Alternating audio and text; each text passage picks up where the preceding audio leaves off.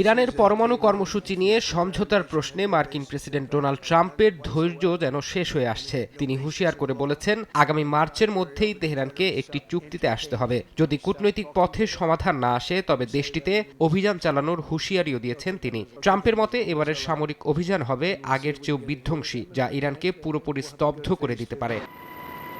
মার্কিন president Donald ট্রাম্পের হুমকিকে বাস্তবে রূপ দিতেই এবার শক্তিমত্তা বাড়াচ্ছে পেন্টাগন। পারস্য উপসাগরে আগে থেকেই মোতায়েন ছিল ইউএসএস আব্রাহাম লিঙ্কন। এবার তার সঙ্গে যোগ হচ্ছে বিশ্বের বৃহত্তম বিমানবাহী রণতরী ইউএসএস জেরাল্ড আর ফোর্ড। এই বিশাল সামরিক সমাবেশ মূলত ইরানের ওপর সর্বোচ্চ চাপ সৃষ্টির কৌশল। অন্যদিকে আরব দেশগুলোর আশঙ্কা, দুই দেশের এই রেষারেষি যে কোনো সময় একটি বড় আঞ্চলিক যুদ্ধে রূপ নিতে পারে।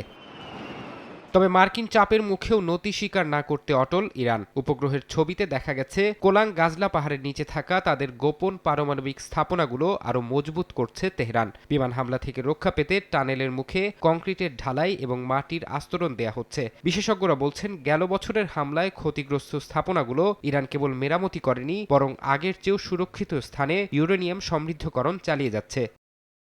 রণক্ষেত্র তৈরির পাশাপাশি মনস্তাত্ত্বিক যুদ্ধেও নেমেছে দুই দেশ। সম্প্রতি ইরানের রাষ্ট্রীয় টেলিভিশনে মার্কিন মিত্র ইসরায়েলের প্রধানমন্ত্রী বিনিয়ামিন নেতানিয়াহু সহ শীর্ষ কর্মকর্তাদের একটি হিট লিস্ট প্রকাশ করা হয়েছে। ইরানের ইসলামী প্রজাতন্ত্রের মালিকানাধীন ওফোক নেটওয়ার্কে এই তালিকাটি প্রচার করা হয়। তালিকায় 7 ইসরায়েলি কর্মকর্তার ছবির ওপর লক্ষ্যভেদের চিহ্ন রয়েছে। এর জবাবে ইসরায়েলি গোয়েন্দা সংস্থা মোসাদ সাধারণ ইরানিদের তাদের সঙ্গে যোগাযোগ করার প্রকাশ্য আহ্বান জানিয়েছে।